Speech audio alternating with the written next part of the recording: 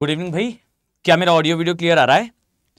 अगर क्लियर हो तो एक बार इंडिकेट कर दें सो दैट हम क्लास को स्टार्ट कर सकें।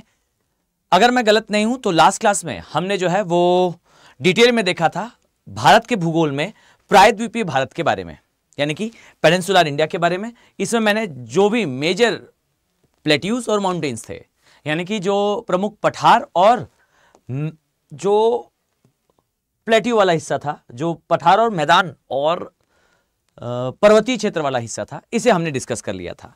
यह शायद डायग्राम है, अगर आप लोगों ने डाउनलोड करा हो तो आपको अच्छे से पता होगा कि हमने इस सेक्शन को जो है वो कल की क्लास में ही प्लॉट करा है।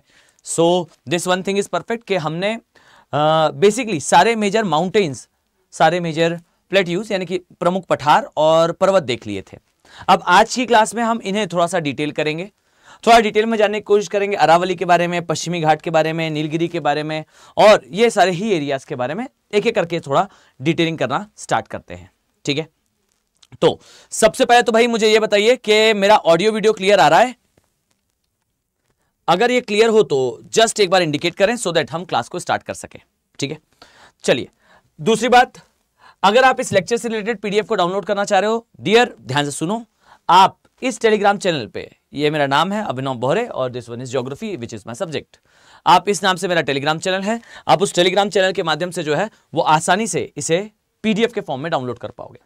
दूसरी बात है यार, अगर आप मुझसे किसी भी प्रकार का कोई क्वेश्चन पूछना चाह रहे हो कि कुछ बातें हो, आप चाहें तो कोर्स से रिलेटेड हो, सब्जेक्ट से रिलेटेड हो, कोई भी बात हो, तो आप मुझे इस ईमेल आईडी पर जो है वो मेल कर सकते हो। साथ ही सेम नाम से जो है आपको मेरी इंस्टाग्राम आईडी भी मिल जाएगी, आप उस पर भी मुझे मैसेज कर सकते हो। एक्टिव मैं आपको नहीं दिखूंगा फाइन, मतलब ऐसा नहीं लिखेगा कि मैं फोटो वगैरह शेयर कर रहा हूं, तो हो सकता है आपको ऐसा लगे कि डोरमेंट है अकाउंट, बट डोरमेंट नहीं है। मैं एक्टिवली उसमें हर रोज रात के 8:30-9 बजे के बाद जो है वो एक बार ज़रूर ऑनलाइन आता हूं, और उसमें जो भी आप लोगों के मैसेजेस होते हैं मैं उसका रिप्लाई ज़रूर करता हूं।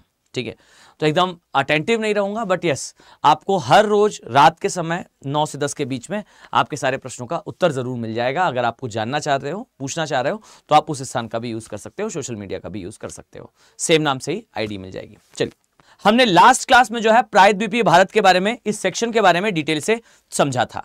मैं मानकर चल रहा हूं कि आपको ये सेक्शन याद है और आप आसानी से इसे प्लॉट कर पा रहे हो। इसके अलावा मैंने आपको इस प्रकार से यह भी बताया था कि जो प्रायद्वीपीय भारत है यानी कि पेनिनसुलर इंडिया है, उसका एक्चुअली में जो स्लोप दिखाया जाता है, जो डायरेक्शन दिखाई जाती है, वो डायरेक्शन क्यों इस दिशा में है। मैंने यहां आपको अरावली के बारे में भी डिटेल में समझाया था, माफ कीजिएगा, मैंने आपको अरावली के बारे में भी डिटेल में समझाया था, राजमहल की पहाड़ियों के बारे में भी हमने चर्चा की थी, और साथ ही मैंने इस एरिया की टाउन एंड कंट्री प्लानिंग के बारे में भी आपको बताया था कि यहां पर मानव अधिवास कैसे जमता है। सर ऑप्शनल के बैच में पढ़ने के बाद आईआर पढ़ने की जरूरत पड़ेगी क्या? वैसे देखो, पढ़ने की जरूरत तो पड़ेगी, लेकिन ऐसा नहीं होगा कि आपको कुछ नया मिलेगा। आपको अंडरस्टैंडिंग सबको, सभी जो है वो विषय की रहेगी। जैसे आप इंटरनेशनल रिलेशन ले लीजिए, इंटरनल सिक्योरिटी ले लीजिए, इनकी अंडरस्टैंडिंग पूरी होगी। आपको केवल चीजें ब्रश अप करनी पड़ेगी, इसका मतलब है याद नहीं करना पड़ेगा, समझ में आपको पहले ही आ चुका होगा। ठीक है, तो दिवाकर जी, बॉबी दिवाकर जी, आई थिंक आपको क्लियर हो गया होगा। ठीक है, चलिए। नहीं सर फिर से बताइए, हमको नहीं पता है। सूरज जी, तो बच्चे आपके पास एक जो है वो माध्यम है कि पुराना लेक्चर आप देख सकते हो, तो रादर देन मैं पूरा समय व्यर्थ करूं इस पर कि लास्ट क्लास में मैंने क्या बताया था, आप एक काम करिए सूरज जी, आप जो है वो प्रीवियस लेक्चर जाकर देख लीजिए, सिंपल सी बात है। ठीक है, चलिए। मोदी जी क्लास में आ गए सर जी? अच्छा, कल एक दिन डोनाल्ड ट्रम्प आ गए थे, आज मोदी जी आ गए। अरे भाई, बहुत मतलब ज़्यादा आप कह सकते हैं राजनीतिक लोग लेक्चर्स को देख रहे हैं।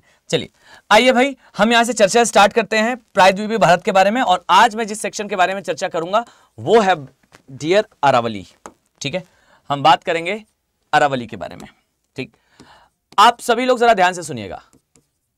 अरावली पर्वत, फाइन, अरावली पर्वत, और ये पर्वत के बारे में जरा ध्यान से सुनिएगा, मैं आपको कुछ चीजें बहुत डिटेल में बताने वाला हूं। सबसे पहली बात तो देखिए कि ये कहां आता है। ये है हमारा प्रायद्वीपीय भारत, ये देखिए, ये है हमारा टोटल इंडिया एक्चुअल में।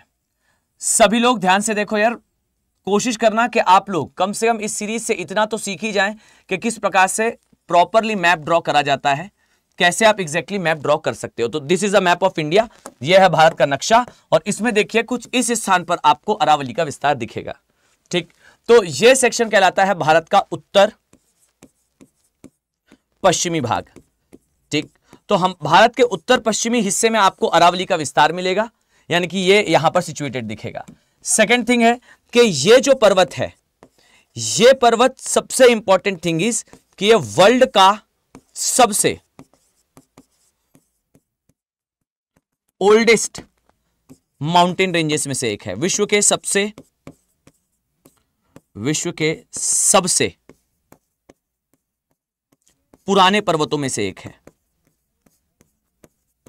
ठीक, वर्ल्ड के one of the most oldest mountain में से एक है। इसका निर्माण के बारे में याद रखिएगा, ये जो इसका निर्माण है ये प्री कैम्ब्रियन काल में हुआ था। ठीक है, ये प्री कैम्ब्रियन काल में इसका निर्माण हुआ था, काल में इसका निर्माण हुआ है। ठीक, जिनका ऑप्शन सब्जेक्ट होगा वो ध्यान दीजिएगा, इसके बारे में हमें ऑप्शन में बहुत डिटेल से पढ़ना है। जरा मैं इसे छोटा कर दूं भाई, थोड़ा सा ज्यादा डार्कन चल रहा है। सो ये हुआ था प्री कैम्ब्रियन काल में इसका निर्माण। अगली बात सुनिए, याद रखिएगा कि इस प्री कैम्ब्रियन काल के बाद इसके जो समकालिक पर्वत हैं, यानी कि विश्व में और कौन कौन से ओल्ड माउंटेन्स है, इसे इंग्लिश में कहा जाता है ये ओल्ड फोल्डेड या ओल्ड रिलेक्ट माउंटेन का उदाहरण है अवशिष्ट वलित पर्वत। वलित पर्वत का ये उदाहरण है। इसके अलावा विश्व में और भी ओल्ड फोल्डेड माउंटेन्स हैं। जरा मैं आपको इनका नाम और लोकेशन बताऊं। देखिए, इसमें अपलेशियन पर्वत, इसमें आपको एक अपलेशियन पर्वत दिखाई देगा। इसी तरह से आपको जो है स्कैंडिनेवियाई पर्वत, स्कैंडिनेवियन पर्वत, ये भी ओल्ड फोल्डेड माउंटेन या अवशिष्ट वलित पर्वत का उदाहरण है। इसी तरीके से यूराल पर्वत और भारत में अरावली, ये कुछ पर्वत हैं जो कि ओल्ड माउंटेन्स का उदाहरण है, पुराने पर्वत श्रेणी का उदाहरण है। देखिए, मैं इधर आपको जरा लोकेशन बताऊं। देखो, मैंने आपको शुरुआत में ही बताया है कि आपको कोशिश करना है कि आप जब भी किसी टॉपिक को पढ़ो, this is the requirement of UPSC, ये यूपीएससी की रिक्वायरमेंट है कि जो भी विषय आप पढ़ते हो उसे वाटर ड्रॉप इफेक्ट में उसके आसपास की सारी जानकारी आपको पता होनी चाहिए। अभी देखो, मैं केवल अरावली बताऊंगा आपको, लगभग 30-35 मिनट्स तक मैं बहुत डिटेल में आपको अरावली समझाऊंगा। आप इस बात को जान लीजिए कि यूपीएससी जो प्रश्न पूछता है, आप जाकर जरा चेक कर लीजिए, मतलब किसी भ्रम में ना रहें आप कि मैं जो कह रहा हूं वो सत्य है या फिर कोई व्यक्ति जो आपको बता रहा है वो बात सत्य है। आप सीधा जाइए, यूपीएससी का प्रीवियस ईयर का पेपर खोलिए और उसे देख लीजिए कि मेंस में किस स्तर के प्रश्न हैं। जो आप अक्सर पढ़ते हैं यूपीएससी का समझकर, क्या वो पढ़ने पर वो प्रश्न सॉल्व हो रहा है? प्रीवियसली जो एग्जामिनर है उन्होंने प्रश्न पूछा है कि भाई जो प्राचीन भारत का इतिहास है उसे भूगोल के संदर्भ में समझाइए। प्रीवियसली ये प्रश्न है, आप देखिएगा, मतलब मैं शब्दशः प्रश्न रिपीट नहीं कर रहा हूं, आप जरा जाकर एक बार देख लीजिएगा। फाइन। अभी आप लोग क्या पढ़ते हैं जनरली, देखिए बच्चे भी लिख रहे हैं उसमें कि अरावली की सबसे ऊंची चोटी कौन सी है, अरावली में जो है वो कौन सी चट्टानें मिलती है। चलिए, बहुत पढ़ लिया तो एक हिल स्टेशन का नाम पढ़ लिया, एक टेम्पल का नाम पढ़ लिया, गुजरात से लेकर ये दिल्ली में मजनू के टीले तक है, ये 4-5 बातें पढ़ ली और आगे बढ़ा। आपको लगता है कि ये प्रश्न यूपीएससी पूछने वाला है? मैं ये नहीं कहता हूं कि ये पढ़ना नहीं है, पर मैं ये कह रहा हूं कि आप एक बार इमेजिन तो करिए कि अगर वो प्रश्न पूछ रहा है तो क्या वो इस स्तर के प्रश्न पूछेगा? इस प्रकार के प्रश्नों के बारे में आपको आज के समय जो है वो कोई एग्जाम बड़ा या छोटा नहीं होता है, but as compare to UPSC जो एग्जाम काफी सरल होते हैं उनमें भी इस स्तर के प्रश्न नहीं आ रहे। तो भाई ये कैसे संभव है कि यूपीएससी इसी प्रश्न को रिपीट करे? आप देखिए, मैं आपको लिखकर देता हूं कि 8-10 प्रकार के क्वेश्चंस हैं, 8-10 प्रकार के स्टेटमेंट है, इसके बारे में दोहरा दिया जाएगा और वही जो है वो सारे विद्यार्थी पढ़कर जाएंगे। मैं लिख कर देता हूं, आप 10 स्टेटमेंट, इसमें जो टॉप 10 स्टेटमेंट्स हैं वही आप पढ़कर जाएंगे और वही सामान्यतः सारे विद्यार्थी पढ़ते हैं। आपको लगता है कि वो जो इतने बड़े क्राउड को बन रहा होगा यूपीएससी उसे पूछेगा?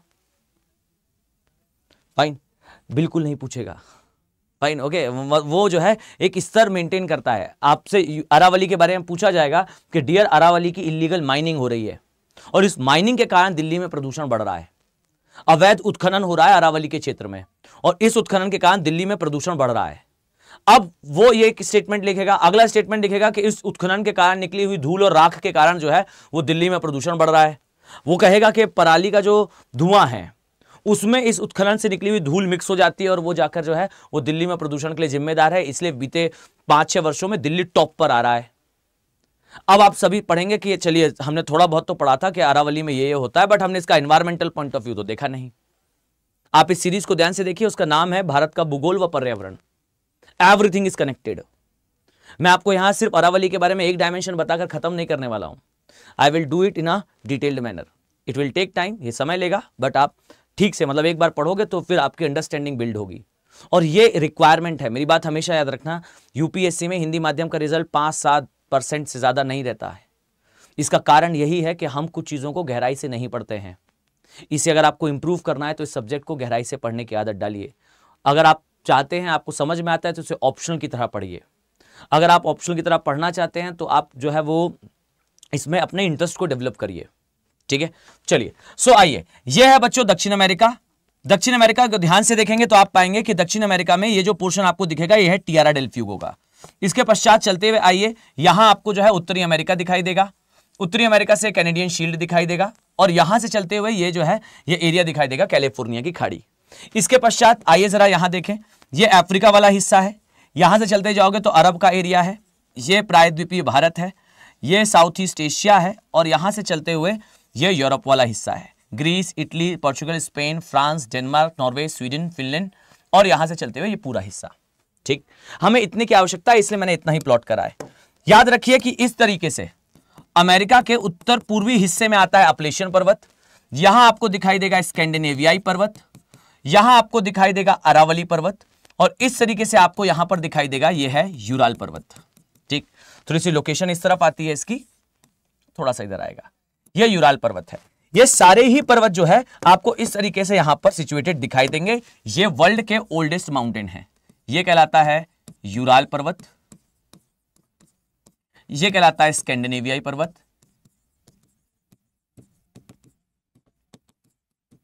स्कैंडिनेवियन माउंटेन्स, ये कहलाता है अरावली पर्वत और ये कहलाता है अपलेशियन पर्वत। ठीक, ये है अपलेशियन पर्वत। So one thing is perfect कि अकेला अरावली ऐसा पर्वत नहीं है जो कि ओल्ड या फिर रिलिक्ट माउंटेन का उदाहरण है। अरावली के जैसे अन्य पर्वत भी आपको दिखाई देते हैं। पर अभी मैं एक स्टेटमेंट लिख रहा हूं, जरा ध्यान से देखना। इस स्टेटमेंट को कहा जाता है एक समय पर अरावली पर्वत जो है,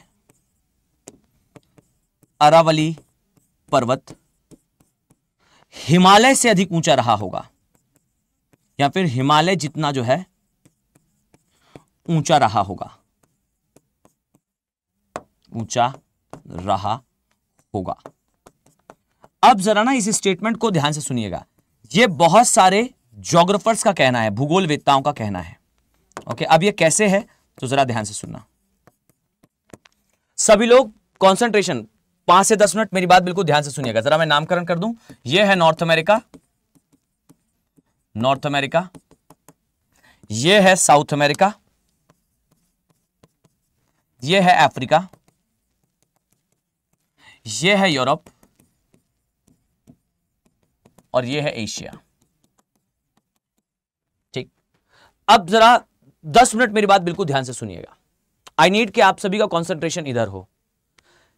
एक समय पर अरावली, सर वर्ल्ड ज्योग्राफी के लिए कौन सी बुक, अरे ऐसा कोई बहुत ज्यादा उसके परेशान नहीं, एनसीईआरटी, गो विथ एनसीईआरटी। ठीक, अब सुनिएगा, एक समय पर Aravalli was as high as Himalayas. एक समय पर अरावली पर्वत जो है वो उतना ऊंचा था जितना आज के समय आपको हिमालय दिखाई पड़ता है। कारण क्या है? एक सिंपल सी अगर मैं बात कहूं तो याद रखिए कि अरावली पर्वत जो है वो आज के समय खत्म हो चुका पर्वत है खत्म हो चुका पर्वत का मतलब है कि यह पर्वत जैसा था शायद उसका 15, 20, 25% ही शेष रहा है। अब आप इमेजिन करिए कि ऐसा पर्वत जो पूरी तरह से खत्म हो चुका हो, कुछ पहाड़ियां या कुछ हिल्स बची हों, और उतने से हिस्से के बाद भी ये वर्ल्ड के कुछ सिग्निफिकेंट माउंटेन्स में से एक हो, तो इमेजिन करिए कि जिस समय ये रहा होगा बेहद ऊंचा, तो ये कितना बड़ा पर्वत रहा होगा। अगर किसी महल का खंडहर भी काफी बड़ा है या काफी ज्यादा समृद्ध, बहुत प्रॉस्परस दिख रहा है, तो इमेजिन करिए कि वो खंडहर जब महल रहा होगा तो महल कितना बड़ा रहा होगा। रियलिटी तो यह है कि अरावली के केस में यह माउंटेन खत्म होने के बाद भी एक बड़े माउंटेन्स में से एक है। यानी कि जब यह था यंग तो इसकी हाइट काफी ज्यादा रही होगी, ऊंचाई काफी ज्यादा रही होगी। और अरावली के केस में आपको इवन यहां पर धारवाड़ युगीन हिमयुग के भी साक्ष्य मिलते हैं। मतलब ऐसा हिमयुग जो पृथ्वी में काफी इनिशियल स्टेजेस में आया था, उसके तक साक्ष्य आपको अरावली में मिलते हैं। और यह साक्ष्य प्रेजेंट है, यह इंडिकेट करता है कि तब से लेकर आज तक अनेकों हिमयुग देख चुका है। जिस एरिया में, जिस राजस्थान के प्लेस में आप रह रहे हैं डियर, वो प्लेस बेसिकली पृथ्वी के भूगर्भिक इतिहास के सबसे पुराने पर्वतों में से एक है और स्टिल वो आज प्रेजेंट है। यह दिखाता है कि वर्ल्ड की सबसे हार्डेस्ट रॉक से बना है, अर्थ की सबसे कठोर चट्टानों में से एक चट्टान से बना है। याद रखिए कुछ फैक्चुअल इंफॉर्मेशन। पहली बात तो यही कि अरावली एक समय पर जो है वो हिमालय जितना ऊंचा रहा होगा। पुराना होने के कारण समय के साथ इसका जो है वो अपक्षापर्दन हुआ और फिर ये धीरे धीरे कर जो है वो छोटा होता गया, इसकी हाइट कम होती गई और ये अपर्दित होता गया। ठीक, जिन बच्चों का ऑप्शनल विषय होगा वो आगे इसे पढ़ेंगे, मतलब आप लोग इसके आगे जो ऑप्शनल पढ़ेंगे वो यहां पढ़ेंगे कि डेविसियन साइकिल क्या होती है। एक पर्सन थे जिनका नाम था डेविस, उन्होंने ये बताया था कि विश्व के जितने भी पर्वत हैं, फाइन, विश्व के जितने भी पर्वत हैं ये समय के साथ इनकी जो हाइट है वो कम होती जाती है। और डेविस ने अपनी साइकिल में कहा था, इसे कहा जाता है डेविस की अपर्दन की cycle, Davisian cycle of erosion. Davis की जो अपर्दन की साइकिल है, इस साइकिल में इन्होंने कहा था कि समय के साथ पर्वत बनता है और बनने के बाद इसकी ऊंचाई कम होती जाती है और कम होते होते यह बिल्कुल सपाट हो जाता है। और इसके सपाट हो जाने को हम कहते हैं कि अपर्दन की साइकिल कंप्लीट हो गई। यानी कि जो डेविस थे, जिन्हें कहा जाता है भू आकृति विज्ञान का पिता, फादर ऑफ जियोमॉर्फोलॉजी, उन्होंने अपनी जो है वो थ्योरी में लिख दिया था कि एक समय आएगा जब पृथ्वी पूरी तरह से सपाट हो जाएगी। फाइन, सारे पर्वत धीरे धीरे करके उनकी ऊंचाई कम होगी और वो पर्वत सपाट हो जाएंगे। पेनी प्लेन, पेडी प्लेन इसे कहा जाता है। लेकिन आप इमेजिन करिए क्या ऐसा होता है? आंसर इज नो, ऐसा नहीं होता। तो फिर डेविस ने जो कहा था उसे पूरी वर्ल्ड ने सुना, अपनाया। लेकिन फिर एक पर्सन आते हैं बाय द नेम ऑफ पैंक। पैंक एक जर्मन पर्सन थे और 32 साल की उम्र में उन्होंने अपना सिद्धांत लिख दिया था और उसमें उन्होंने कहा कि जो डेविस कह रहे हैं वो गलत है। 78-79 ईयर की एज में जिस व्यक्ति ने सिद्धांत लिखा डेविस कि भाई पर्वत बनते हैं और समय के साथ अपर्दन के साथ जो है वो सपाट होते जाते हैं, उनके सिद्धांत को जो है चैलेंज करा एक एकदम यंग एज के वैज्ञानिक जिनका नाम था पैंक, वॉल्टर पैंक। और उन्होंने कहा कि ऐसा नहीं होता, अंतर्जात बहिर्जात बल, एंडोजेनिक और एक्सोजेनिक फोर्सेस एक साथ काम करते हैं। और इस प्रकार के एक डायग्राम से उन्होंने समझाया कि डियर नहीं, एक समय ऐसा आएगा जरूर कि एक पर्वत की ऊंचाई कम होते होते वो सपाट होने लगेगा, पर कभी भी अंतर्जात बल समाप्त नहीं होंगे, वो पुनः उसे जीवित करेंगे। ऐसा नहीं हो सकता कि पर्वत का अपर्दन होते होते बिल्कुल सपाट हो जाए। जी हां, हाइट कम होगी, लेकिन सपाट होने की स्थिति से पहले वहां पर या उस क्षेत्र में कहीं ना कहीं अदर जगह फिर से माउंटेन होंगे। इसे पैंक की साइकिल कहते हैं। पर पैंक वॉज अ पर्सन जो थोड़े से दुर्भाग्यशाली थे। 32 वर्ष की उम्र में शानदार सिद्धांत लिखने के बाद भी इनकी जल्दी डेथ हो गई और डेथ होने के कारण इनके जो सिद्धांत था, जो जर्मन भाषा में लिखा गया था, उसका अनुवाद गलत करा गया और इस कारण से डेविस का सिद्धांत लंबे समय तक प्रभावी रहा भूगोल में। लेकिन पैंक का सिद्धांत गलत अनुवाद के कारण रिजेक्ट कर दिया गया।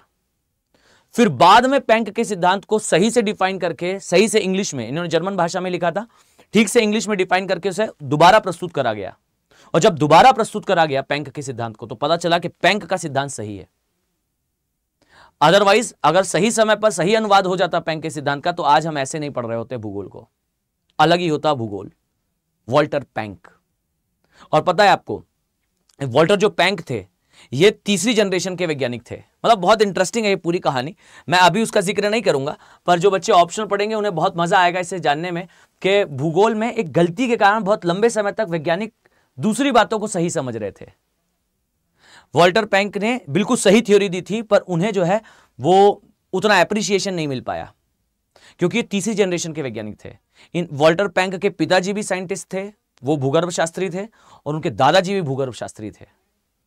So is a interesting story, but not अभी के समय तो मैं ज्यादा जिक्र नहीं करूंगा, बिकॉज उसका ज्यादा उपयोग नहीं है जीएस में। हाँ, ऑप्शनल में शानदार उपयोग है, मतलब आपको बहुत मजा आएगा इस पूरी साइकिल को पढ़ने में, बहुत मजा आएगा आपको माउंटेन्स के बारे में जानने में। कभी किसी वैज्ञानिक ने माउंटेन्स को खोखला मान लिया था, कभी किसी साइंटिस्ट ने वैज्ञानिक ने जो है वो पहाड़ को अपरदन से मैदान बनता हुआ बता दिया था। तो काफी चीजें होती हैं, बट अभी हम इसे इस दायरे में देखें तो देखिए अरावली के बारे में, ये एक अवशिष्ट वलित पर्वत है। सेकंड चीज दैट याद रखिएगा कि इस पर्वत का आज भी उपस्थित होना दर्शाता है कि यह विश्व की सबसे कठोरतम चट्टानों से बना है। विश्व की कुछ सबसे कठोर चट्टानों से बना है, और ये चट्टानें हैं धारवाड़ क्रम की चट्टानें, धारवाड़ युगीन रॉक्स। और ये याद रखो बच्चे, ये जो धारवाड़ युगीन रॉक्स है, ये जो धारवाड़ रॉक्स है, इनमें धात्विक खनिज पाया जाता है। ठीक, धात्विक खनिज होता है, लेकिन ये याद रखना कि ये अंदर हैं, इतनी गहराई में है कि शायद हम इन्हें जल्दी निकाल ना सकें। इसीलिए राजस्थान के एरिया के बारे में यूपीएससी ने प्रश्न पूछा था कंसेप्चुअली कि क्या राजस्थान में धात्विक खनिजों के भंडार हैं, लौह खनिज के भंडार हैं। आंसर इज यस, पर लौह खनिज निकाला नहीं जाता क्योंकि वो गहराई में ज्यादा है, पर भंडार है जहां जहां प्रायद्वीपीय भारत है। खुश हो? डन। तो एक, ये विश्व की सबसे कठोर चट्टानों से बना है। दूसरा, इसका विस्तार बच्चों याद रखिएगा, इसका विस्तार जो है वो गुजरात से शुरू हो जाता है और ये दिल्ली तक जाता है। दिल्ली में एक प्लेस है मजनू का टीला, जहां ना मजनू है और ना टीला है, मजनू का टीला। ये याद रखिए कि मजनू का टीला के पास जो है वो ये खत्म हो जाता है, जहां ये बिल्कुल सपाट है। पूरा दिल्ली बेसिकली ये बसा हुआ है किस पर? अरावली पर। पूरा जो दिल्ली है वो अरावली पर बसा है। ठीक, अरावली पर्वत पर बसा हुआ शहर है दिल्ली। अभी मैं आपको जो बातें बताऊंगा आप बिल्कुल ध्यान से सुनिएगा उसे। अरावली का एक हिस्सा दिल्ली की तरफ ऐसा मुड़ा हुआ है, दिल्ली रिज जिसे कहा जाता है। ठीक, अब जरा ध्यान से सुनो, एक तो कुछ फैक्चुअल इंफॉर्मेशन लेते जाओ। पहले तो ये दिल्ली मजनू के टीले तक है, इसका मेन विस्तार राजस्थान में है। राजस्थान में ये मुख्यतः उपस्थित है, और साथ ही इसकी सबसे ऊंची चोटी जो है वो गुरु शिखर है, गुरु शिखर है। और इसी, ये सबसे ऊंची चोटी है, मैं लिख देता हूं भाई, सबसे ऊंची चोटी है। और ये जो गुरु शिखर है, हमेशा याद रखो आप किस देश में रहते हो? आप रहते हो एक ट्रॉपिकल नेशन में, एक ऐसा देश जिसका एवरेज एनुअल टेम्परेचर हाई रहता है, औसत वार्षिक तापमान ज्यादा रहता है। आपको प्लीजेंट, आपको अच्छा फील करने के लिए, अरे भाई कोई बात नहीं, कोई बात नहीं, आओ मुझसे बात कर लो भाई, आ जाओ मुझसे बात कर लो। फाइन। सो ओके, सबसे ऊंची चोटी जो है वो गुरु शिखर है। आप जिस देश में रहते हो उसका एवरेज एनुअल टेम्परेचर ज्यादा है, औसत वार्षिक तापमान ज्यादा है। और जब किसी स्थान का तापमान ज्यादा होता है तो वहां पर टूरिस्ट प्लेस अक्सर वहां बनते हैं जहां तापमान कम हो। और आप सभी को पता है कि ऊंचाई बढ़ने के साथ तापमान कम होता जाता है, जैसे जैसे हाइट बढ़ती है वैसे वैसे टेम्परेचर जो है कम होता जाता है। यही कारण है कि भारत में जितनी भी ऊंची चोटियां हैं, जितनी भी हाईएस्ट पीक हैं, उन हाईएस्ट पीक में आपको जो है किसी ना किसी प्रकार का हिल स्टेशन मिलेगा, टूरिस्ट प्लेस मिलेगा। और सेम एज यहां पर भी है, सबसे ऊंची चोटी गुरु शिखर है, और गुरु शिखर में आपको राजस्थान का one and only hill station मिलेगा by the name of Mount Abu. Mount Abu, fine, ये यहां का फेमस हिल स्टेशन है। ठीक, आई थिंक आप सभी ने सुना होगा। इसके अलावा यह भी याद रखो कि ये जो स्थान आप देख रहे हो गुरु शिखर वाला, यहीं पर आपको एक फेमस जैन टेंपल भी मिलेगा, जैनिज्म से रिलेटेड एक टेंपल भी मिलेगा जिसका नाम है दिलबाड़ा टेंपल। दिलबाड़ा टेंपल, दिलबाड़ा टेंपल है, BADA। ठीक है, दिलबाड़ा टेंपल।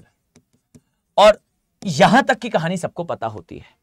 अक्सर ये चीजें पता होती हैं कि सबसे ऊंची चोटी कौन सी है, वहां हिल स्टेशन कौन सा है, वहां मंदिर कौन सा है। नाउ वो आपसे ये प्रश्न नहीं पूछेगा। देखिए बहुत एक बच्चे ने यहां की जो है ऊंचाई वगैरह के बारे में बताया, लेकिन वो आपसे ये नहीं पूछेगा। यूपीएससी है भाई, मेक श्योर कि वो अपना स्टैंडर्ड मेंटेन रखेगा। मतलब अपने आप को भ्रम में मत रखिए कि मैं ये पढ़ रहा हूं, ये यूपीएससी है, ठीक है। वो आपसे प्रश्न करेगा कि ठीक है चलो बताओ, दिलवाड़ा टेंपल के बारे में पढ़ लिया, बताइए दिलवाड़ा टेंपल कौन सी रॉक से बना है। अब आपको दिमाग में आएगा कि देखो दिलवाड़ा टेंपल है, टेंपल बना अरावली में है, तो बना भी अरावली की चट्टानों से होगा। और सर ने तो बताया था अरावली की चट्टानें जो है वो धारवाड़ युगीन चट्टानें हैं, धारवाड़ चट्टानों से बना होगा। पर याद रखना दिलवाड़ा टेंपल जो है वो धारवाड़ चट्टानों से नहीं बना है, ये जो है विंध्यक्रम की चट्टानों से बना है। ओके, सो इसका जो कंस्ट्रक्शन है ये विंध्यक्रम की चट्टानों से हुआ है, विंध्यन रॉक से हुआ है, ठीक। ये बेसिकली धारवाड़ की चट्टानों से नहीं बना, मतलब इसमें उपयोग ज्यादातर जो है विंध्यक्रम की चट्टानों का हुआ है। इसे थोड़ा सा दिमाग में क्लियर रखना, ठीक। सो आपको ये स्थान पर जो है वो ये दिखाई देगा। इसके बाद नेक्स्ट सुनिए, याद रखो कि अरावली जो है वो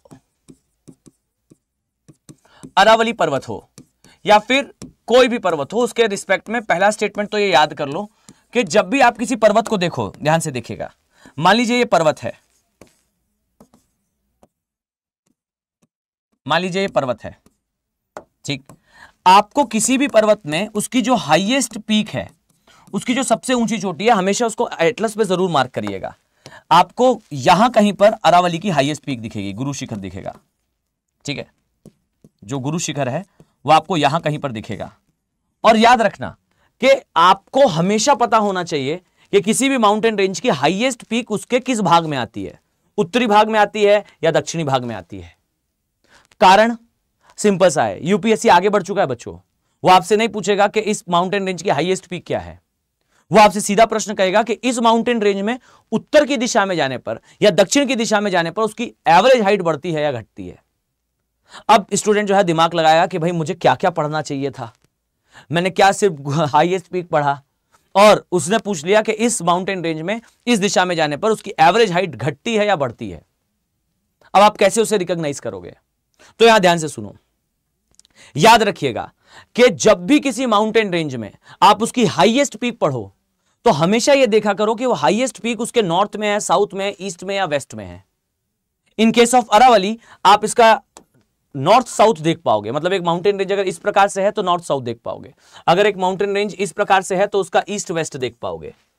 और इसका क्या फायदा है तो याद रखिएगा, नोबडी विल टेल यू, आपको कोई नहीं बताएगा कि इसका आंसर कैसे निकालना है। ध्यान से सुनना, इसका आंसर यह है कि जिस भी माउंटेन रेंज में उसकी हाईएस्ट पीक जहां आती है उस दिशा में जाने पर उसकी एवरेज हाइट बढ़ती है। अरावली की सबसे ऊंची चोटी जो है वो कहां आती है? उसके दक्षिणी भाग में। तो याद रखिए कि आप जब भी कभी अरावली में दक्षिण की दिशा में जाओगे तो एवरेज हाइट इंक्रीज होगी और उत्तर की दिशा में जाओगे तो एवरेज हाइट घटेगी। तो रादर देन केवल यह याद रखो कि उसकी सबसे ऊंची चोटी कौन सी है, हमेशा यह याद रखो कि उसकी सबसे ऊंची चोटी आती कहां पर है, उत्तर में, दक्षिण में, पूर्व में या पश्चिम में। सबसे हाईएस्ट पीक अरावली की आती है दक्षिण में, इसलिए अरावली की height will goes on decreasing while we are moving from north to south. Decreasing अगर हम नॉर्थ से, इंक्रीजिंग अगर हम नॉर्थ से साउथ में जाएंगे, और डिक्रीजिंग अगर हम टुवर्ड्स नॉर्थ जाएंगे, यानी कि उत्तर की दिशा में जाएंगे तो औसत ऊंचाई घटेगी और दक्षिण की दिशा में जाएंगे तो औसत ऊंचाई बढ़ेगी। ऐसे ही मैं आपको पश्चिमी घाट के बारे में, सॉरी ये कैन से पश्चिमी घाट के बारे में, हम पश्चिमी घाट में जाएंगे तो दक्षिण की दिशा में जाने पर बढ़ेगी। हिमालय के केस में उसके मध्यवर्ती भाग की दिशा में जाने पर औसत ऊंचाई बढ़ेगी। पूर्व या पश्चिम की दिशा में जाओगे तो ऊंचाई घटेगी। सो ये सिंपल सी चीज है, बट ये चीज लॉजिकली जल्दी समझ में नहीं आती, इसलिए याद रखना औसत ऊंचाई के केस में यूपीएससी जो है आपसे प्रश्न पूछता है, और इसके लिए आपको अलग से कुछ नहीं पढ़ना है, लॉजिकल रीजनिंग लगानी है, लॉजिक्स रन करने हैं। ठीक है, तो देखिए अरावली के बारे में मैंने आपको यह बता दिया कि इसकी औसत ऊंचाई कैसे बढ़ती है, घटती है, हाईएस्ट पीक क्या है, यहां टेंपल कौन सा है, ये कौन सी रॉक से बना है, और इसके बारे में कि यह सबसे पुराना पर्वत है। ठीक, यहां पर सामान्य रूप से जो है वो ये डिस्कशन समाप्त हो जाता है। सर जी ये क्वेश्चन पिछले साल आया था कि north to south Aravalli mountain में, ये पिछले साल आया था यार मुझे नहीं पता था, मतलब मैं सामान्यतः मैंने यूपीएससी का पेपर देखा था, मुझे यूपीएससी के पेपर में शायद मुझसे ही नहीं देखा गया होगा, पर आया था, अभी एक बच्चे ने बताया, तो इस परफेक्ट थिंग। चलिए अब जरा कुछ और बातें सुनिए, ध्यान से सुनना। सबसे पहली बात तो ये कि जो अरावली पर्वत है, फाइन, ये वर्ल्ड के सबसे पुराने पर्वत होने के साथ साथ जिस जमीन के अंदर है, अब आप बोलेंगे सर जमीन के अंदर कहां से, तो मैं कहूंगा यार सीरीज पहले से फॉलो करो, मैंने आपको उत्तर के विशाल मैदान में जानकारी दी है इसके बारे में कि अरावली की कई चोटियां जो है वो उत्तर के मैदान के नीचे भी हैं, इसी कारण हरियाणा का जो पूरा मैदान है वो उठा हुआ है। इस प्रकार से एक डायग्राम था, याद करिए, मैंने बहुत डिटेल में बताया था आपको कि ये आपको दिखाई देगा उत्तर का विशाल मैदान, जहां पर इस विशाल मैदान की ऊंचाई जो है वो अचानक से बढ़ जाती है। यहां मैंने बनाया था अंबाला, और यहां मैंने बनाया था, अंबाला हरियाणा में आता है, ये सहारनपुर, फाइन, ये सहारनपुर, ये उत्तर प्रदेश में आता है, इसके बीच में जो है ये दिल्ली है। याद आ रहा है बच्चों? दिल्ली जो प्लेस है वो आपको इसी स्थान पर दिखाई देता है। अरावली बेसिकली यहीं पर नीचे उपस्थित है, दिल्ली हो गया या हरियाणा होगा, ये यहां पर उपस्थित है। अब यहां ध्यान से सुनना सभी लोग, याद रखिए कि ये जो एरिया में आपको अरावली दिखता है इस तरीके से, यहां जो इस तरीके से आपको अरावली दिखता है, अरावली आगे जाते जाते इसकी ऊंचाई कम हो जाती है और इसके ऊपर जो है अवसाद जम जाता है। अब यहां सुनिएगा, अगर मैं आपसे कहूं कि एक डेमोक्रेसी है, एक लोकतंत्र है, फाइन, उस लोकतंत्र का सबसे बड़ा टेंपल ये मैदानी भाग है, यहां दिल्ली है, ठीक, ये अरावली है, फाइन। आप इमेजिन करिए कि वर्ल्ड की सबसे बड़ी डेमोक्रेसी का सबसे बड़ा temple which is called parliament, imagine करिए वो कहां बनेगा। ये वहां बनेगा जहां वो सबसे सुरक्षित रहे। हमारा सुप्रीम कोर्ट, हमारी संसद, हमारे पार्लियामेंट से रिलेटेड सचिवालय, ये सब कुछ वहां बनेंगे जो एरिया सबसे सेफ होगा।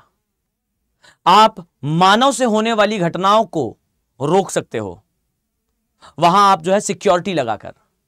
पर इमेजिन करिए कि अगर किसी स्थान पर भूकंप आ जाए, अगर किसी स्थान पर ज्वालामुखी फट जाए या सुनामी आ जाए या बाढ़ आ जाए, तो क्या उस समय आप अपने एरिया को बचा पाएंगे?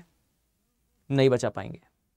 इसीलिए जो भी बड़े डेमोक्रेसीज होती हैं, आप नोटिस करिएगा कि क्या प्रैक्टिकल रिप्रेजेंटेशन है भूगोल का, दैट जितने भी वर्ल्ड की लार्जेस्ट डेमोक्रेसीज हैं या मैच्योर डेमोक्रेसी हैं, वो अपनी पार्लियामेंट हो या अपने सचिवालय हो या अपने राजनीतिक केंद्र हो, ये आपको उन पर्वतों पर बनाती हुई दिखाई देंगी जो कि अवशिष्ट वलित पर्वत हैं, ओल्ड फोल्डेड माउंटेन्स हैं। जरा ध्यान से देखिए, वर्ल्ड की सबसे बड़ी डेमोक्रेसी इंडिया है और इंडिया का जो सबसे बड़ा टेंपल है which is our parliament is situated upon Delhi, ये दिल्ली में है। ये क्यों है ऐसा? तो उसका कारण है, डियर, जिस नेचर पावर ने अर्थ में सब कुछ डिस्ट्रक्ट करा है, सब कुछ खत्म करा है, सब कुछ अपरदन के द्वारा सपाट करा है, वो nature power billions of years में भी इसे खत्म नहीं कर पाई। वास्तविकता में ये एग्जांपल है क्रैग एंड टेल टोपोग्राफी का। आई थिंक आप सभी ने पढ़ा होगा, अगर आपने ज्योग्राफी को थोड़ा डिटेल में पढ़ा हो तो आप पाओगे कि हमें अरावली के एरिया में जो है वो क्रैग एंड टेल टोपोग्राफी दिखती है। क्रैग एंड टेल को क्रैग एंड टेल ही कहते हैं, ओके, आपको क्रैग एंड टेल टोपोग्राफी मिलेगी।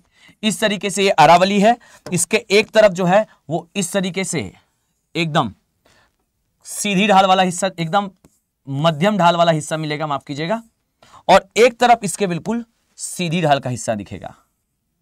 अरावली एक्चुअल में ऐसा दिखता है कई स्थान पर। यह कहलाती है क्रैग एंड टेल स्थलाकृति, इसे कहते हैं क्रैग एंड टेल स्थलाकृति, श्रृंग या पूंछ स्थलाकृति। और इस स्थलाकृति का अर्थ पता है क्या है बच्चे? ये अरावली है, जरा मैं लिख दूं, यहां अरावली है।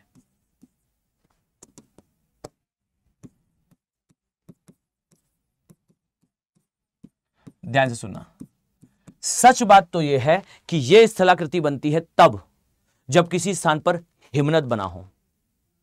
शुरुआत में बताया था मैंने कि अरावली जो है वो, हाँ बता रहा हूं बच्चे, क्रैग एंड टेल। एक बच्चे ने पूछा सर क्या है क्रैग एंड टेल, तो ध्यान से सुनना। अरावली जो है ये कई हिमयुग देख चुका है। हिमनद क्या होता है, अब सब लोग जरा 10 मिनट तक मेरी बात बिल्कुल ध्यान से सुनना। हिमनद क्या होता है? अगर मैं आपसे कहूं कि मैं एक हाथ में स्नो और एक हाथ में आइस रखे हुए हूं, स्नो और आइस का अर्थ जानते हैं? अगर मैं स्नो से आपको ऐसे हिट करूं तो आपको लगेगा कि मैंने कॉटन की बॉल से आपको हिट करा है, रुई के गोले से मैंने आपको हिट करा है। बहुत सॉफ्ट होती है, बहुत जो है वो हल्की होती है स्नो। और अगर मैं आपसे कहूं कि मैंने आपको आइस की बॉल से हिट करा है, तो आइस की बॉल होती है बेहद हार्ड, ये पत्थर है। ये वही है जो आप अपने घरों में कोल्ड ड्रिंक वगैरह में डालते हो, आइस क्यूब, कभी छू कर देखना, बेहद कठोर होता है। जो हिमनद होता है ना वो आइस से बना होता है, बेहद कठोर होता है, और ये लाखों टन का होता है। अर्थ के सबसे शक्तिशाली बलों में से एक है आइस या हिमनद। जब ये हिमयुग के दौरान बनते हैं, आप इमेजिन करिए, ये एक पर्वत है, ध्यान से देखना, ओके, ये एक पर्वत है बच्चे, ठीक। जब हिमयुग आता है और इस पर्वत के ऊपर हिमनद बनते हैं, तो ये हिमनद जो है वो बड़े स्तर पर निर्माण के पश्चात जो है, जस्ट अ सेकेंड, बड़े स्तर पर निर्माण के पश्चात जो है वो ऐसे इस पर्वत से नीचे उतरते हैं। और जब ये पर्वत से नीचे उतरते हैं ना बच्चे, तो इस दौरान जो है ये पर्वत को पूरा काट देते हैं। और पर्वत कैसा हो जाता है? पर्वत इस प्रकार का हो जाता है। उसका एक बड़ा हिस्सा जो है वो इस तरीके से कट कर अलग हो जाता है। आप इमेजिन करिए कि एक पर्वत जो इस प्रकार का था, उसके ऊपर से हिमनद गुजरा और उसने पर्वत का ये पूरा का पूरा हिस्सा ही जो है वो काट कर अलग कर दिया, और ऐसा दिखने लगता है एक माउंटेन। जरा ध्यान से देखिएगा, इस तरीके से दिखने लगता है एक माउंटेन।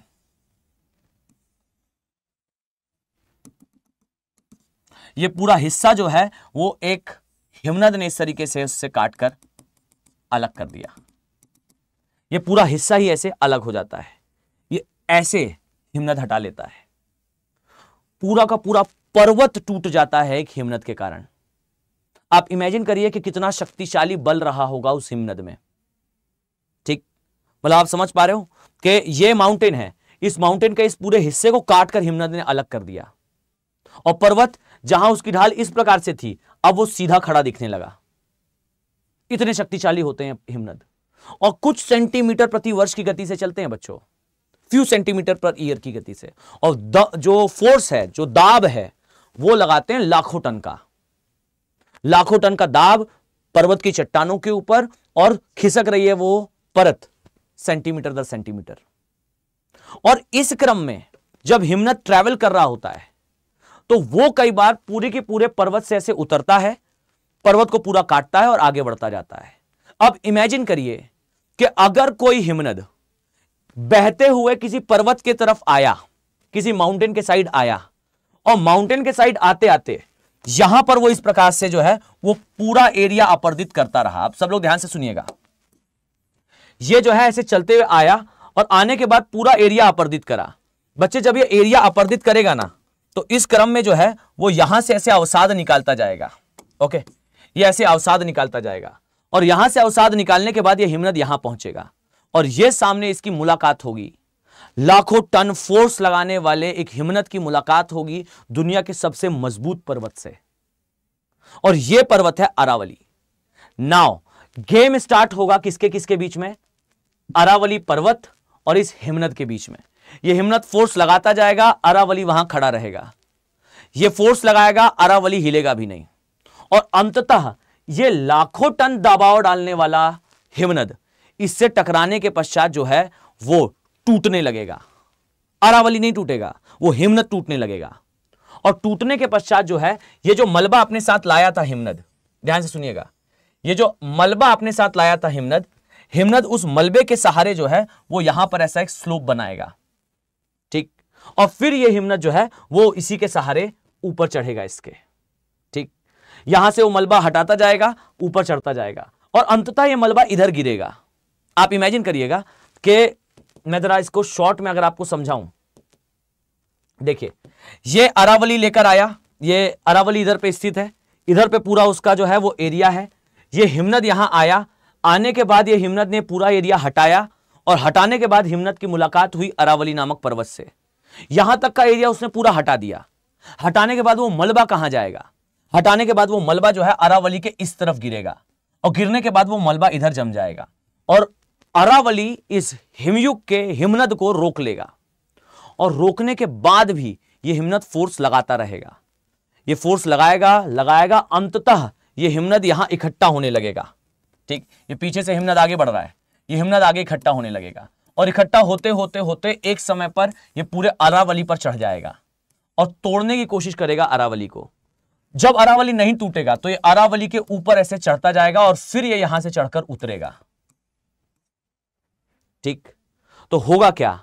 होगा ये कि अरावली के एक तरफ का एरिया, जरा ध्यान से देखिएगा, अरावली के एक तरफ का एरिया ये पूरा हिस्सा जो है वो कट कर अलग कर देगा ये हिमनद और यहां से निकले हुए मलबे को वो इधर जमा कर देगा और जमा करने के बाद लाखों टन के दबाव से वो इस मलबे को दबाएगा और दबाने से ये एरिया जो है वो कंसोलिडेट हो जाएगा, सीमेंटेड हो जाएगा और आपको अंततः ये आकृति दिखाई देगी इस एरिया में, जो आकृति आपको यहां दिख रही है। यहां से एक प्लेस से, ध्यान से देखिएगा, यहां के एक प्लेस से पूरे अवसाद को हटाया गया है और फिर दूसरे प्लेस में दूसरी तरफ इस अवसाद को जमाया गया है और जमाने के बाद ऊपर से बल लगाया गया है लाखों टन का और इस बल के कारण यह अवसाद जो है इधर पे कॉम्पैक्टेड और सीमेंटेड हो चुका है। अब इमेजिन करिए बच्चों, यहां पे आपको क्रैग एंड टेल दिखेगा, ये क्रैग कहलाता है, उसकी टेल कहलाती है और ये जो स्थिति है ना, ये स्थिति हिमनद ने बनाई है, ये तोड़फोड़ जो है वो हिमनद ने की है, ये डिस्ट्रक्शन हिमनद ने करा है और वो भी लाखों टन के फोर्स से। और ये जो फोर्स उसने लगाया ना बच्चे, इतना फोर्स प्रकृति में और किसी बल के पास नहीं है। और अगर कोई पर्वत इस बल से नहीं टूटा है, इसका मतलब है प्रकृति में और कोई बल भी नहीं है जो इसे तोड़ सके। और अगर प्रकृति में कोई बल नहीं है जो इसे तोड़ सके, तो यह क्षेत्र सबसे सुरक्षित है देश के सबसे महत्वपूर्ण स्थानों को बनाने के लिए। बकिंगम का एरिया देख लीजिए, वेस्टमिंस्टर डेमोक्रेसी, वेस्टमिंस्टर का एरिया देख लीजिए, वहां पर आपको रिलेक्ट माउंटेन दिखेंगे। यूएसए देख लीजिए, आपको पर्वत दिखाई देगा। भारत देख लीजिए, आपको अरावली दिखाई देगा।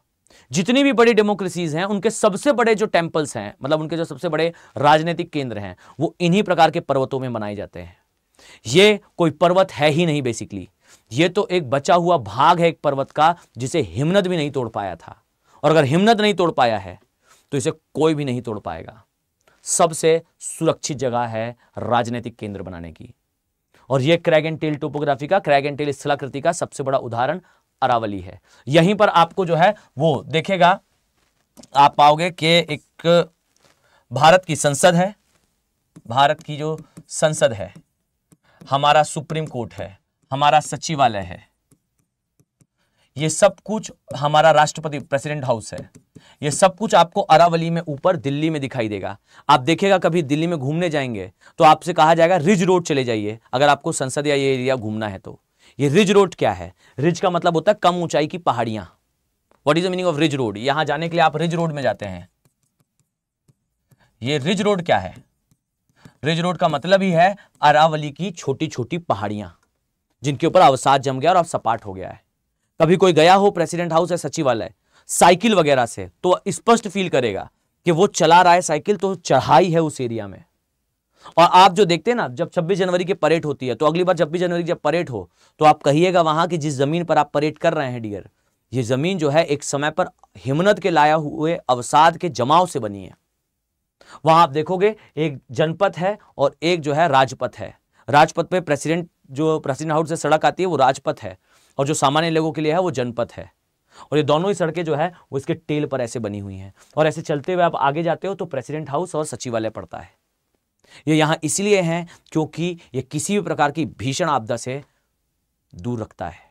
सबसे स्थिर भागों में से एक है, सबसे सुरक्षित भागों में से एक है।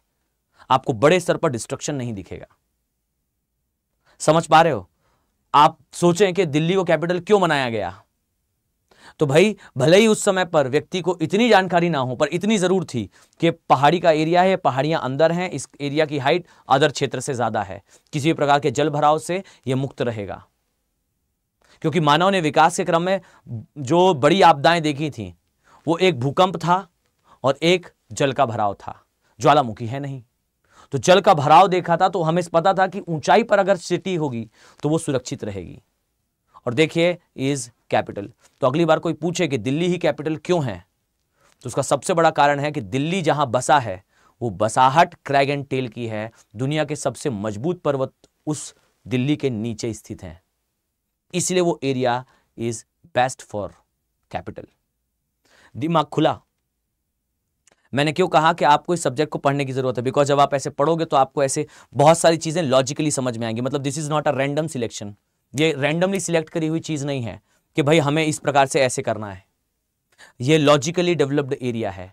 7 बार यहां दिल्ली में 7 शहर बने हैं। दिल्ली में क्यों फ्लड आती है, बाढ़ क्यों आती है? क्योंकि सुनियोजित तरीके से दिल्ली नहीं बना है। दिल्ली इतिहास में अलग अलग समय पर अलग अलग राजाओं के द्वारा उसे कैपिटल बनाया गया, इसीलिए आपको दिल्ली में ये प्रॉब्लम दिखती है। बाकी दिल्ली की प्रॉब्लम के बारे में मैंने एक चर्चा करी है जो ट्रैफिक की प्रॉब्लम है। अगली चर्चा मैं करूंगा जल भराव की प्रॉब्लम के बारे में, क्यों दिल्ली हमेशा बाढ़ से ग्रस्त हो जाता है। दुनिया की सबसे बड़ी डेमोक्रेसी का सबसे बड़ा मंदिर जहां है वहां पानी भरता है। प्रॉब्लम है, ऐतिहासिक प्रॉब्लम है। आई विल डिस्कस, ठीक। और जो ऑप्शनल के बच्चे हो ठीक से उसे लिख लेना। हर बार ऑप्शनल में आप देखिएगा, आप लोग एक बार सिलेबस जो है ओपन करिएगा ज्योग्राफी ऑप्शनल का, और उसमें देखिएगा वहां पर भू आकृति विज्ञान लिखा हुआ है, और भू आकृति विज्ञान के सिलेबस में चौथी लाइन पर मेंशन्ड है क्लियरली अनुप्रयोगात्मक भू आकृति विज्ञान। ऐसा भू आकृति विज्ञान जिसका उपयोग होता है। तो ये जो मैं आपको बता रहा हूं ये अनुप्रयोगात्मक भू आकृति विज्ञान है, ऐसा भू आकृति विज्ञान जिसका ज्वलंत रूप से उपयोग करा जाता है। Done. So this is a part. अब आप सोचो कि जब इसे पढ़ना होगा तो how much this will be a interesting thing. तो एक ये हो गया हमारा अरावली के बारे में। अब एक लास्ट है which is related with the Aravalli is के इसका करंट अफेयर, इसका जो करंट अफेयर है। अब एक बात सुनो भाई, हर एक टॉपिक का करंट अफेयर एक साल का नहीं हो सकता। अरावली के बारे में जो मैं बता रहा हूं ये करंट अफेयर नहीं है, करंट इशू है। क्या इशू है? तो इस पर 2018 में सुप्रीम कोर्ट का एक डिसीजन आया था। जो सुप्रीम कोर्ट है उन्होंने 2018 में एक निर्णय में कहा था कि डियर प्रशासन जरा जल्दी से बताओ कि कहां गई 91 चोटियां अरावली की।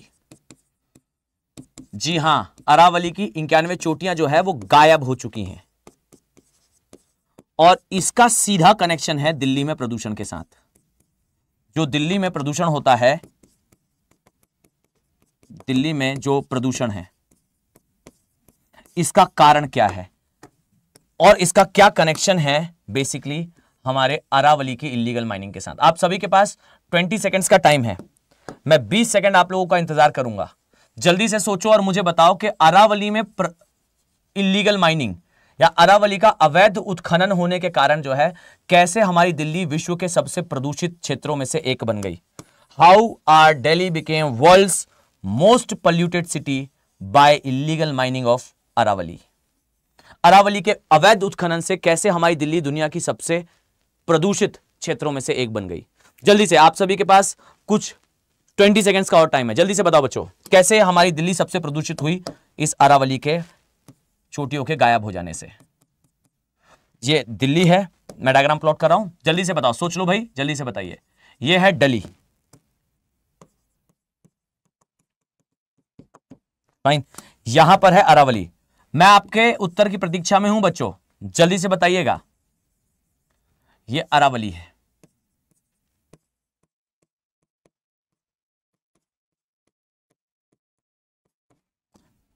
I am waiting for your response. ये पंजाब की बेल्ट है, कोई बताना चाहेगा? मैं अभी पलट कर देखने वाला हूं भाई। ये है पंजाब का मैदान, और यहां से कुछ हवाएं आती हैं, इन हवाओं को कहा जाता है वेस्टर्न डिस्टर्बेंसेस। अब अगर आप लोग थोड़ा सा दिमाग लगा रहे होगे तो मेरे डायग्राम से आप समझ गए होगे कि इसका उत्तर क्या होगा। अब आपने अगर बताया अभी अभी तो फिर मैं मानकर चलूंगा कि आपने देखकर बताया, अंदाज लगा लिया आपने डायग्राम को देखकर। यह है पश्चिमी विक्षोभ, पश्चिमी विक्षोभ, इसे इंग्लिश में जो है वेस्टर्न डिस्टर्बेंसेस कहते हैं।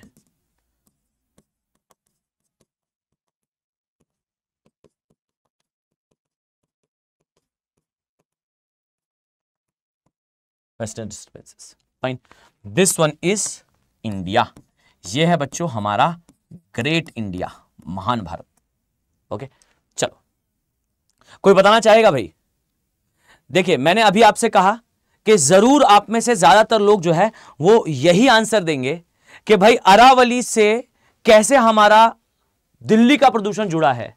तो ज्यादातर स्टूडेंट्स का यह उत्तर होगा कि वास्तविकता में दिल्ली में जो मैसिव पोल्यूशन होता है उसका कारण है कि अरावली का अवैध उत्खनन होने से जो धूल, धुआं, राख ये सब कुछ उड़ता है वो दिल्ली आ जाता है।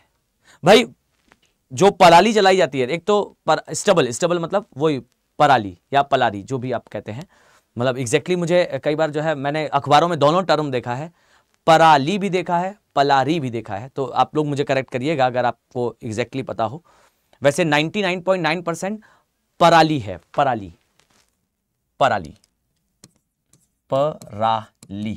इसे इंग्लिश में कहा जाता है स्टबल। ठीक, अब सुनिएगा सभी लोग, वास्तविकता में हम जो कनेक्शन एस्टेब्लिश करते हैं कि अरावली में अवैध उत्खनन के कारण दिल्ली में जो प्रदूषण है वो कैसे है, तो बच्चे इसका मेन रीजन पता है क्या है? हम समझते हैं कि भाई अरावली किससे बना है? धारवाड़ क्रम की चट्टानों से। धारवाड़ क्रम की चट्टानों में क्या है? धात्विक खनिज है। तो लोग अरावली का उत्खनन कर रहे होंगे धात्विक खनिज के लिए, राइट? भाई कौन सा धात्विक खनिज? बोले लोहा निकाल रहे होंगे, लौह खनिज होगा।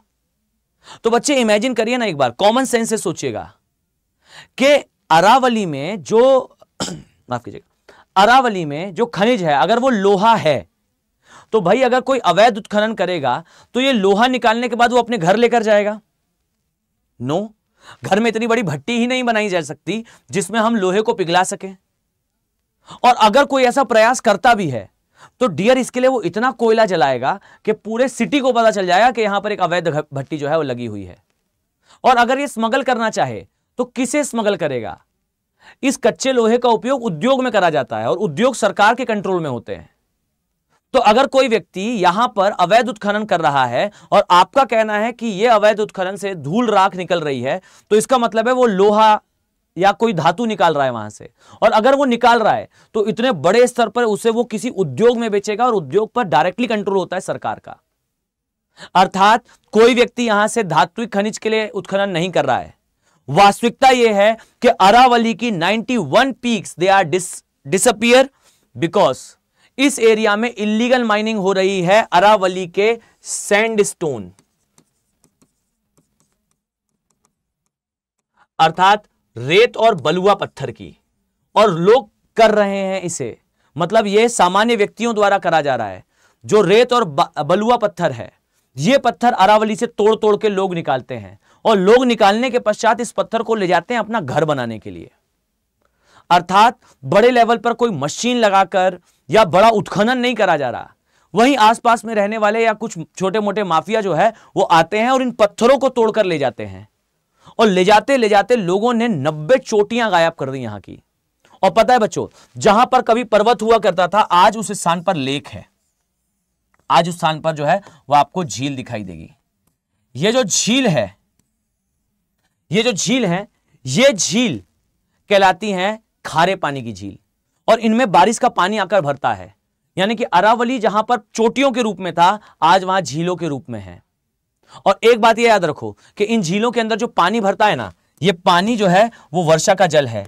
इसलिए कभी यूपीएससी आपसे पूछ ना ले, इसलिए अलग से बता देता हूं कि ये जो झील बनती है ये झील खारे पानी की है, क्योंकि इसमें पानी जरूर वर्षा का भरता है पर यह पानी बेसिकली चट्टानों के संपर्क, यहां नीचे जो चट्टाने हैं उसके संपर्क में आने से उन खनिजों को अपने अंदर लिए हुए होता है। और ऐसा कोई भी पानी जिसके अंदर खनिज हो वो खारा कहलाता है।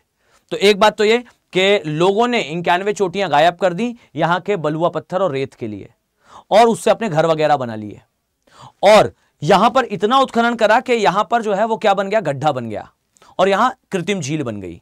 और ये झील में पानी भरता है आज के समय, और ये खारे पानी की झील है। तो मतलब मैं सारी चीजें बता दूं संभावित जो भी हो, तो ये खारे पानी की झील है, ताजे पानी की नहीं है। और अगली बात तो ये कि भाई इससे हमारे दिल्ली में प्रदूषण कैसे हो गया, तो इसे सुनिएगा। वास्तविकता में अरावली की ये जो चोटियां थी ये एक बैरियर थी, ये एक बाधा थी। ये बाधा थी पश्चिमी विक्षोभ जो आता है, वेस्टर्न डिस्टर्बेंसेस जो आते हैं।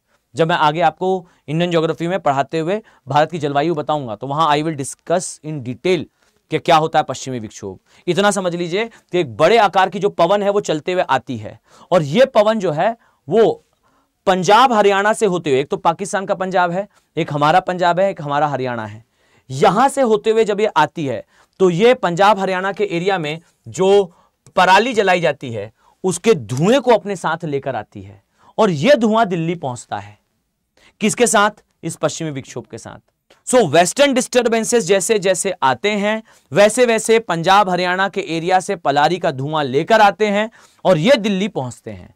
और इनिशियली पंजाब हरियाणा और दिल्ली के बीच में अरावली की ये चोटियां थी। ये चोटियां बेसिकली एक बैरियर थी पश्चिमी विक्षोभ से द्वारा लाए गए धुएं के अगेंस्ट, और इस प्रकार से यहां पर अरावली एक माउंटेन के फॉर्म में प्रेजेंट था, अरावली एक पर्वत के फॉर्म में प्रेजेंट था, और इधर कहीं पर दिल्ली का विस्तार था, इस तरीके से यहां पर दिल्ली का विस्तार था, और इस तरफ कहीं पर हरियाणा का एरिया था, पंजाब का एरिया था। और पश्चिमी विक्षोभ जब आता था तो अरावली इसे रोकता था और दिल्ली में प्रदूषण कम होता था। पर जैसे जैसे आपने अरावली की चोटियां गायब करी, ध्यान से देखिए, वैसे वैसे दिल्ली में प्रदूषण का स्तर बढ़ा है। यानी कि दिल्ली में प्रदूषण का एक कारण अरावली की चोटियों का गायब होना है जो अवैध उत्खनन से हुआ है। लेकिन यह अवैध उत्खनन से निकले हुए धूल राख से नहीं हुआ है, यह हुआ है क्योंकि अरावली रोकता था पश्चिमी विक्षोभ से आने वाले, पश्चिमी विक्षोभ के साथ आने वाले धुएं आदि को। This is the major reason behind the thing. तो केवल इतना नहीं पढ़ना है कि भाई अरावली की सबसे ऊंची चोटी क्या है, वहां कौन सा मंदिर है, वहां कौन सा हिल स्टेशन है, कहां से कहां तक ये विस्तृत है और कौन सी चट्टान से बना है। ये 5 स्टेटमेंट, 6 स्टेटमेंट, दैट्स इट। हमें इसका यूज पढ़ना है। सबसे पहले तो प्री पॉइंट ऑफ व्यू से करंट अफेयर दैट इसकी कई चोटियां गायब हुई हैं, चोटियां गायब होने से वहां झील बनी है और वो झील वर्षा के जल से बनी है, लेकिन उसके बाद भी ये झील खारे पानी की है। दूसरी बात, इसकी चोटियों के गायब हो जाने से दिल्ली में प्रदूषण का स्तर तेजी से बढ़ा है। और तीसरी बात कि ये जो पर्वत है ये सेंटर है हमारी डेमोक्रेसी का, क्योंकि ये पर्वत जहां है वहां पर आपको कभी कोई बड़ी प्राकृतिक आपदा नहीं दिखेगी। पर आपके दिमाग में प्रश्न जन्मेगा कि सर एक बात बताइए, चिल्ला चिल्ला कर कह रहे हो कि यहां कोई आपदा नहीं आती, कोई आपदा नहीं आती। हमने तो सुना है कि दिल्ली में हर साल बाढ़ आती है। I will discuss. ये कहलाता है शहरी बाढ़। फाइन, एक प्रॉपर टॉपिक होता है शहरी बाढ़। आप तो जनरली पढ़ते समय एक बार में पढ़ते हो बाढ़, और फिर बाढ़ का सीधा सीधा बच्चा पढ़ता है डिजास्टर मैनेजमेंट। ठीक, मतलब मैं इस बात को खुलकर कहना चाहूंगा कि बच्चों आप लोग अपने साथ वो ना करें, मतलब इसे कहते हैं ना, अपने आप को धोखा ना दें। आप पढ़ाई कर रहे हैं, बहुत अच्छी बात है, लेकिन आप जो पढ़ो उसे याद रखो कि आप उससे किस स्तर का पढ़ रहे हो। आप सोच रहे हो कि आप यूपीएससी की तैयारी कर रहे हो और आप पढ़ शायद उस स्तर का नहीं रहे हो, तो आप अपने साथ ही यू आर मेकिंग अ छल, मतलब आप अपने साथ ही छल कर रहे हैं। यूपीएससी एक निश्चित स्तर तक की अंडरस्टैंडिंग चाहता है, इसलिए आपको जो है वो सही दिशा में पढ़ना चाहिए। याद रखो कि एक टॉपिक है डिजास्टर मैनेजमेंट। अब यहीं से चलते हुए डिजास्टर मैनेजमेंट जाया जाता है कि शहरों में बाढ़ आती है, वो अलग कारण से आती है। दिल्ली में आपको शहरी बाढ़ दिखती है, ये सामान्य बाढ़ नहीं है। ये शहरी बाढ़ कैसे आती है और कैसे इसका मैनेजमेंट होता है, ये अलग विषय है। Fine, okay sir, done done done, ठीक है। चलो, तो इसे आप लोग याद रखना। सर आदिल जी ने पूछा सर ये पीडीएफ कहाँ मिलेगा। बच्चे ये टेलीग्राम चैनल है, आप इसमें से डाउनलोड कर सकते हो। ये है टेलीग्राम चैनल। अभी जा नहीं रहा हूं, रुक जाइएगा, नहीं तो आप सभी लोग तुरंत अरे अब बात करने लगे, अब जाने वाले हैं। फाइन, सो बच्चे this is the Telegram channel. You can download this from you can download this PDF from this channel. आप इस चैनल से जो है इसे बच्चे आसानी से डाउनलोड कर पाओगे, तो आप आराम से जाइए और इससे उसे डाउनलोड कर लीजिए। एक बात।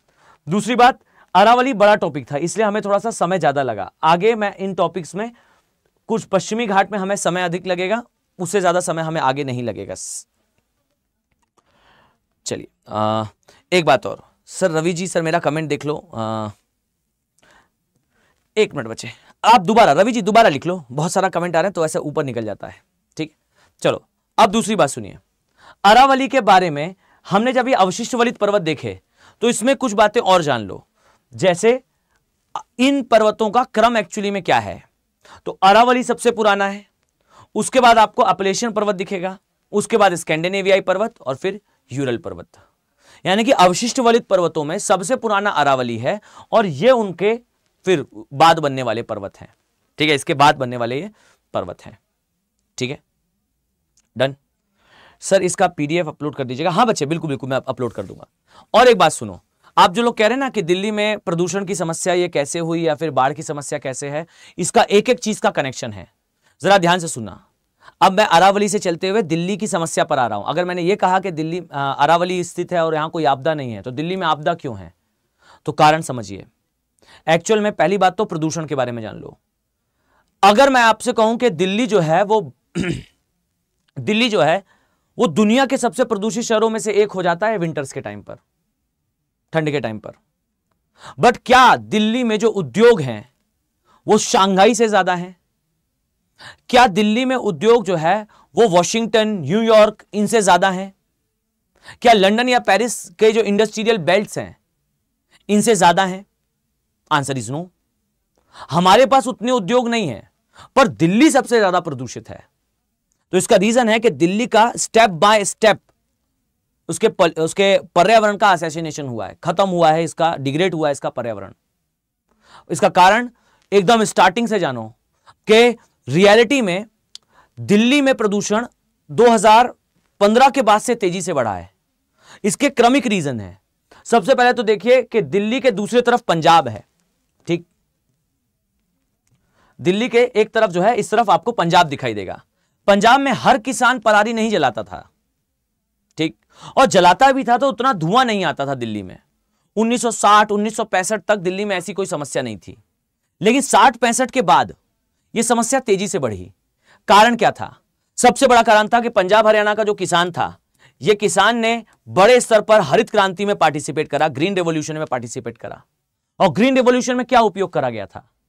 ग्रीन रेवोल्यूशन में हम सामान्य रूप से पढ़ लेते हैं कि उच्च गुणवत्ता के बीजों का उपयोग करा गया था।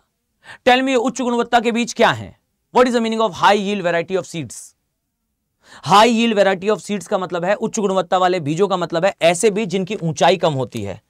ये जो पौधा है, सामान्य पौधा, इसकी ऊंचाई ज्यादा होती है और ये उसका बीज है, ये उसका फल है। और जो उच्च गुणवत्ता का बीज है उसके पौधे की ऊंचाई कम है और उसका जहां फल लगता है उसका क्षेत्र ज्यादा है। यह कहलाता है डॉर्फ वैरायटी ऑफ सीड्स। आप जिसे उच्च गुणवत्ता का बीज कहते हो उसका अर्थ होता है बौने आकार का पौधा। ये जो बौने पौधे हैं, ये जो डॉर्फ सीड्स हैं, ये जो पौधा बनाते हैं, तो इस पौधे की ऊंचाई कम होने के कारण एक तो हवा के प्रघात से जल्दी गिरता नहीं है, और दूसरा जो आप इसमें रासायनिक उर्वरक और कीटनाशक डालते हो, ये उसका ज्यादातर उपयोग अपने फल को ग्रो करने में करता है। यही कारण है कि उत्पादन ज्यादा होता है। हरित क्रांति के समय उच्च गुणवत्ता वाले बीजों का जब उपयोग करा जा रहा था तो वो ऐसे फसलों का उपयोग कर रहे थे। और इसमें एक बात नोटिसेबल है। पहली बात तो ये कि सामान्य फसल का तना जो है वो पतला होता है, इनका तना जो है वो मोटा होता है। और दूसरी बात, जो जब हम सामान्य फसल लगाते हैं तो इतना बड़ा भाग बचता है, इसे निकालना आसान होता है। जब हम छोटी फसल लगाते हैं तो इसका ये वाला भाग छोटा होता है, इसलिए इसे निकालना कठिन होता है। हरित क्रांति के बाद पंजाब हरियाणा के जो किसान थे, जो पहले सभी नहीं जलाते थे पराली, कुछ जलाते थे, उन्होंने उनका नंबर जो है वो बढ़ा लिया। ज्यादातर किसान हरित क्रांति के बाद जो पराली थी उसे जलाने लगे, जो खेत में बचा हुआ भाग था उसे जलाने लगे। और जलाने पर भी जो धुआं निकलता था वो धुआं भी बढ़ गया। क्यों? क्योंकि हरित क्रांति में हमने जो सीड्स यूज करे थे उसके जो रेमिनेंट खेत में रहते थे वो ज्यादा थिक थे। अर्थात आज से 60-70 ईयर्स पहले हमने जो हरित क्रांति की थी, उस हरित क्रांति में जिस प्रकार के बीज उपयोग करे थे, उन बीजों से जो फल बना था और जो फसल बनी थी, उस फसल के वेरिएशन आने से धुएं की मात्रा बढ़ी थी। तो हरित क्रांति के जस्ट बाद दिल्ली में प्रदूषण बढ़ना शुरू, कारण वो स्मोक का आना, उस तने का, उस रेमिनेंट का जलना। धीरे धीरे करके प्रदूषण बढ़ना स्टार्ट हुआ। 60-70 का दशक रहा, प्रदूषण बढ़ रहा है। पर क्या दिल्ली उसी समय दुनिया का सबसे प्रदूषित शहर बन गया? तो एक सिंपल सी बात है यार, पलारी तो इसके पहले भी जल रही थी, हरित क्रांति के बाद भी जली, लेकिन उसी समय दिल्ली सबसे प्रदूषित नहीं हुआ। समय बीता, टाइम बीता, और इसके बाद भारत ने जो है वो एलपीजी लाया, लिबरलाइजेशन, प्राइवेटाइजेशन, ग्लोबलाइजेशन। और जैसे ही हमने लिबरलाइजेशन, प्राइवेटाइजेशन लाया, भारत में बड़ी कंपनीज आई, और ये जो बड़ी कंपनीज थी, ये सबसे बड़ी कंपनियों में से एक होती है ऑटोमोबाइल सेक्टर की कंपनीज।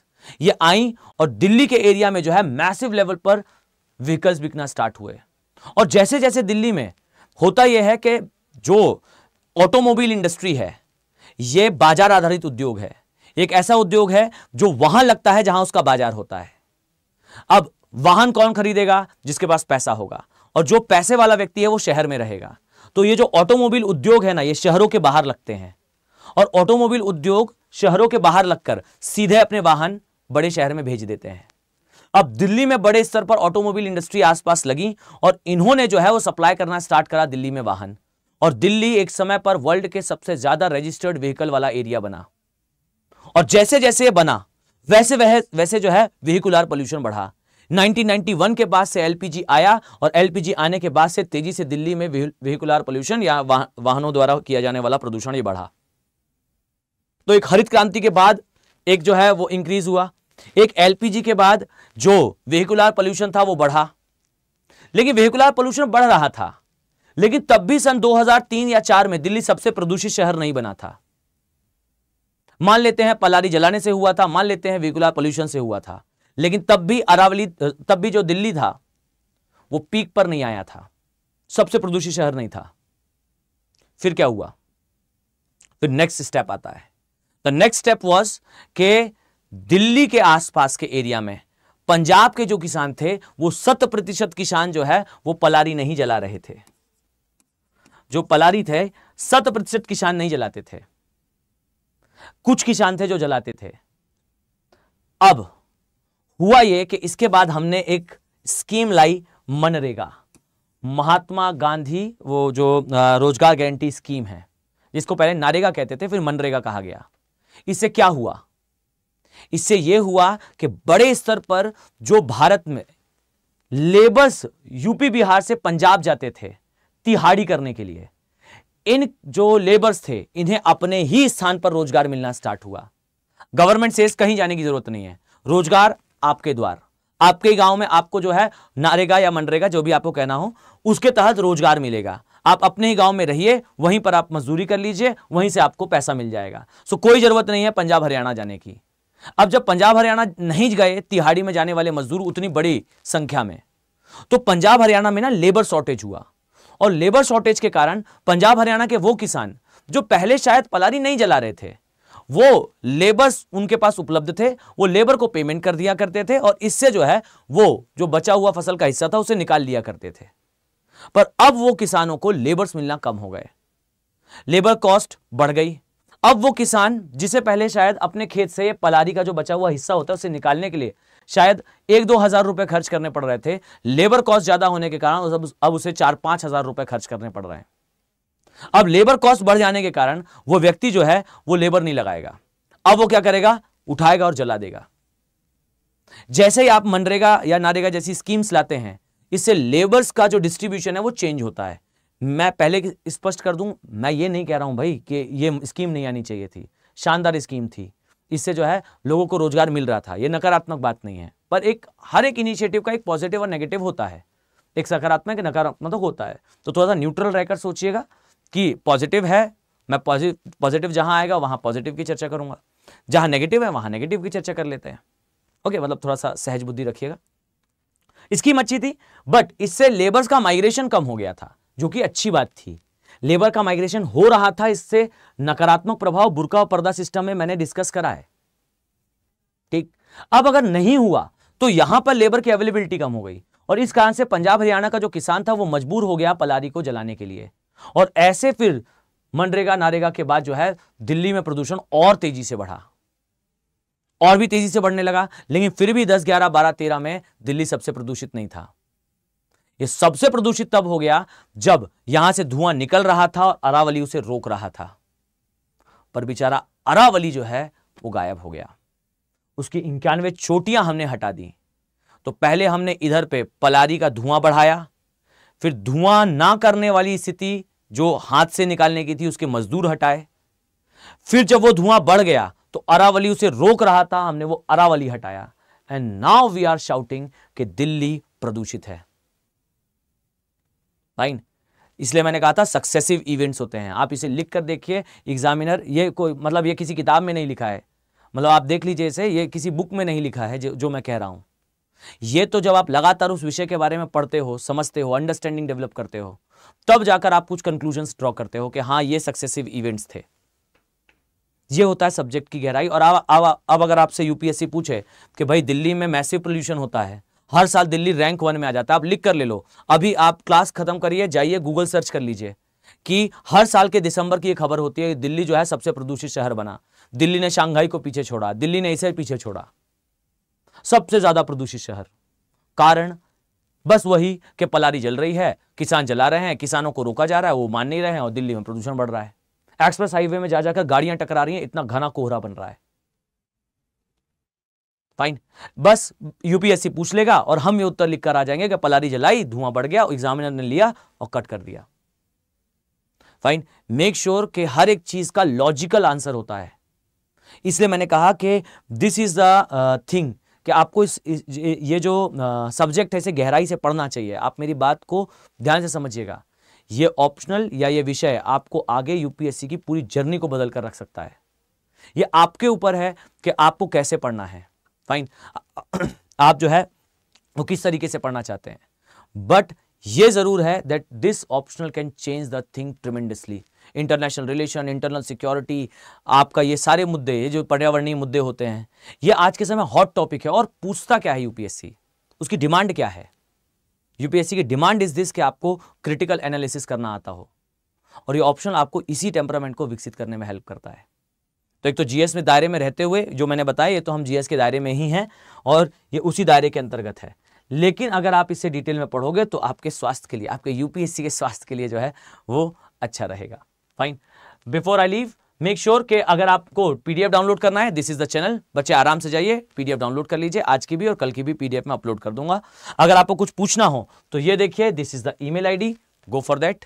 आप इसी ईमेल आईडी के साथ जो है वो इस मुझसे जुड़ सकते हैं। आपको कोई प्रश्न पूछना हो तो प्लीज आप उसे पूछ लीजिए। ठीक है,